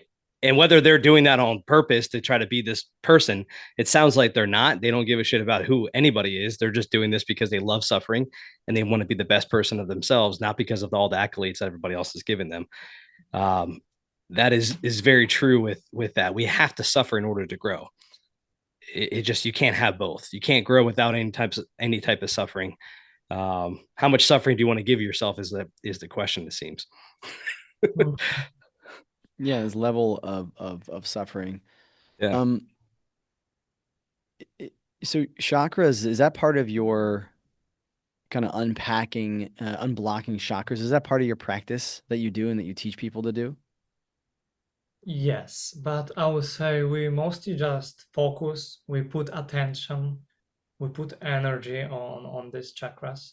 Basically, we meditate on the only on three chakras, which is main seven one, probably a lot of more the smallest one. Hmm. But we are mostly focused on the root one, heart, and third eye. And also our meditation is on these three chakras, mostly three songs. And this is like complete, very complex. No, sorry. Just this is like It's a complete kind of meditation focusing on those yeah, three. this is Yeah. enough to grow and expand our. Really? So you hit those three main ones, you're going to grow no matter what. Of course, you can hit the seven ones, but if you at least minimally hit those three main ones, you're going to grow as a person, spiritual and also physical as well. Yes, Got because it. the energy it can go around the chakras. Yeah. Maybe can, but when we focus on the Kundalini and all the chakras, the energy still go through the spine to the our top to the crown. So even if we focus on that, the energy go through other one and all Mm. expand and grow and So you're saying if you focus on those three, you've got the root, and then in order to get to the root, which is one, The one, base. Yep. right, the base, you work your way up, right, through two and three in order to get to four, the heart, and you go through five to get to the third eye, six, and then obviously you get to the seventh. Is that right? Is yeah. that kind of the thought process? Mhm. Interesting. That's cool. What what is this? I'm just gonna say like third eye. Like what help me understand that a little bit better. Like I don't know much about. I mean, I know about but I think there's a lot more depth. People put a lot of focus on this third eye. I Why do. why is that? Oh yeah. Because I believe people like chasing or just wanna see something more. They wanna connect with this, like, or have this like all this vision will be. Ah, but I'm sorry. But I believe it's kind of wrong on some point Hmm. because we have to focus on all of them to have this harmony. When we focus all of this on our energy on the fear diet, Yeah. we become very unstable because our roots is just weak, and Mm. Yep. our branches and the like leaves is strongly and go further to the sun, and our tree is gonna be like unstable. And but to understand the third eye is just point of our awareness or energy, which help to expand the intuition or expand or the vision, wisdom, or even connecting to the source or the God. So I believe people focus on that because it's give this spiritual stuff like they Mhm. Interesting.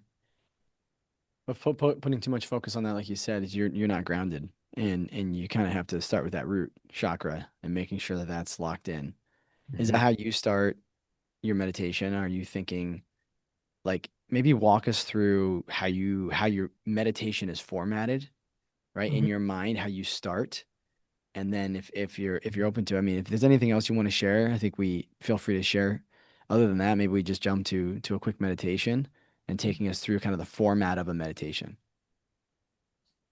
Mm, yeah, I can also say because Firda is connected to the mind, and a lot of people, like them, even the most of the people, they are in the mind. They all whole awareness is just, you know, Yeah, mm, it's true. just Constantly You're thinking, right? It's just there. overthinking in the mind. Yeah. the mind or in the head. And also our practice to go with the awareness to our body because we are our body and we are our spirits. Mhm. So we focus on uh, when we start, we just focus on our root chakra, which is a little bit below, which is here, Yeah. below the belly. And here in this root chakra, there is nothing spiritual.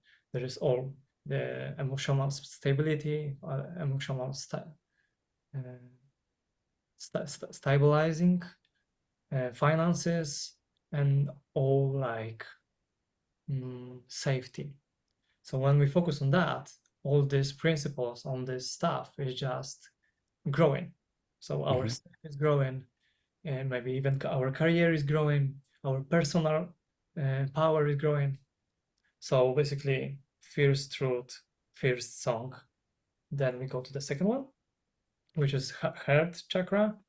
So how I said before, most of the time our meditation it's focused on the three chakras and three songs. The second one on the heart, and here we try to expand our love, our emotion, compassion, and the connection to the nation and other people. Here is our the strongest chakra. Even I would say this is I, this is we, what we are. The heart chakra is this is what we are. And then we go to the third one and also like a third song. And here is like third eye, what I say this intuition, wisdom, and something like beyond our perception that can be happened. I like the Okay. flow. I want to get into Yeah. the practice. I'd love to, whatever, how long you want to make the meditation. You tell us. We're your students now, man. Awesome. So maybe I can share the music. I will Yeah, choose hopefully. three short song. It might be around 10 minutes. Sure. We will go with the flow. How I say, from the bottom to the top. This is gonna be 3 songs, around 3 minutes each. And the most important thing is to sit nice and straight. Our spine have to be straight to have a space to energy. So basically, Yeah, so the energy can flow more freely. Got it. All I'll right. put. I can share the music. That's awesome. So I'll put. Hopefully it works. And I will say nothing. This is not guided meditation. It's lead meditation without any words. So I'll probably will lead spiritual way. Mm-hmm. And yeah, be open. Don't judge yourself if you can't focus. Just let it be and let it go. That's gonna be fine. Enjoy. Excellent. Thank you.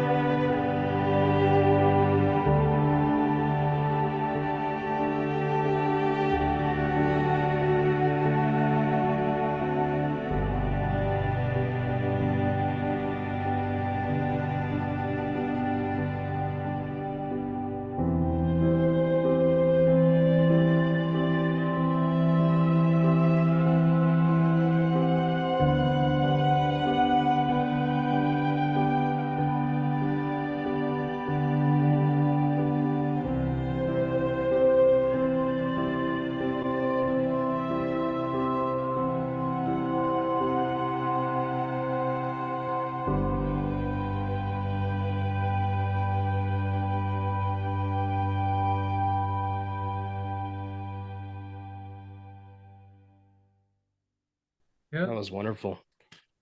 That So was great. you said that moved all the way up, is that right? Yeah. Yeah. You did it What correct. one thing I was curious about, how do you what's going on in your mind? You said you move up, like how are you connecting them? What do you mean by that? When you start with the root and you go up to the third eye, what's going on in your mind in order to have that flow? What's happening? Mm. Like how do you make that happen? Very various thing, I would say. But basically, just I try to put my attention on my body, on these chakras. Hmm. So all, at least I try because this is like practices. Mhm. So I try put my all awareness, all attention to these parts. The mind is just what is mind. It Yeah, the kind of mind goes, right? The mind drifts. It- 100%. so that's why the guided meditations, it seems like a lot of people need that because they need somebody to tell them, hey, get Lock back yourself in. back in here, get back in. So with the practice of just the music, how does one think about the root chakra or the heart or the third eye? What are some practices that as you do that what should we think, right? Or are we just thinking I need to focus on I'm the just root, you're the literally root, the just root? like you're focused on that area, or do you actually have thoughts going on in your mind about that particular chakra? Good mm, question. Yeah.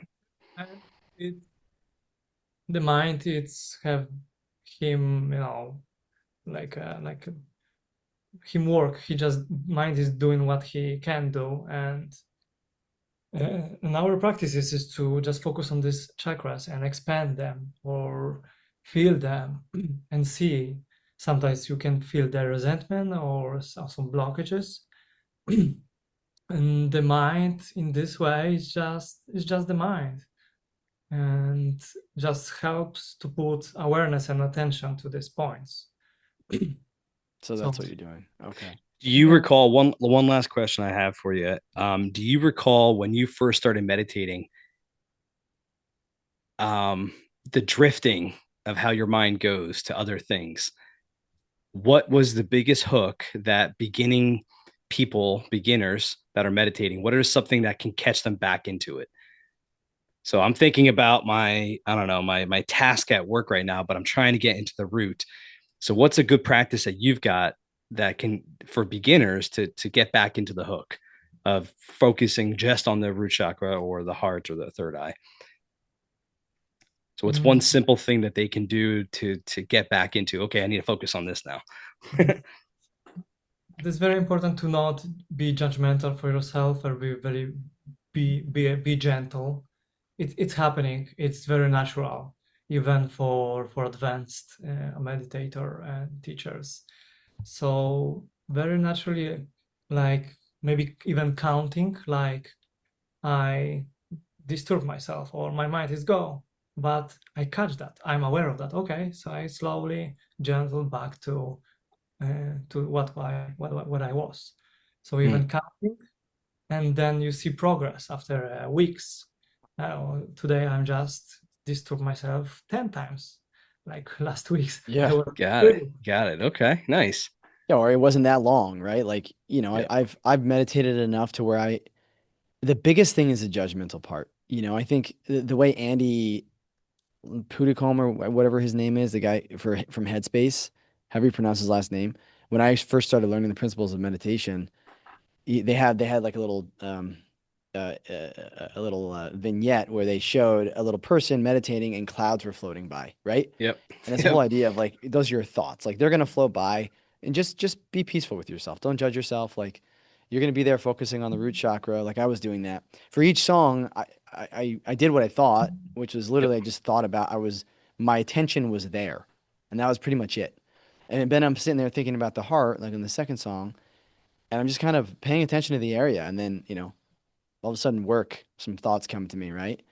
And Yep. then I'm just kind of like exploring those for a second. And I'm just like, and then the music brings me back in, right? And then I just kind of focus back on the area. And that was kind of the ebb and flow of the meditation for me, Yeah, you the know? cycle. I'm right there with you. Yep. Yeah. So, well, brother, we appreciate you. We know that you, is that your girlfriend that's in there or whatever, that she's probably like, hey, man, this has been a lot longer than you thought. Let's go. We appreciate you. What's her name? It's fine. Yeah. Yeah. Okay. Well, we appreciate that. Thank you. And, Yes. Thank you so much. yeah, is there, we'd love to I guess, next time we're in Iceland, we'll definitely have to look you up. We'll have to connect for sure. Love to have you show us this waterfall and these kind of magical places that you're talking about. I will be happy to share with you some Oh, that'd be awesome. places.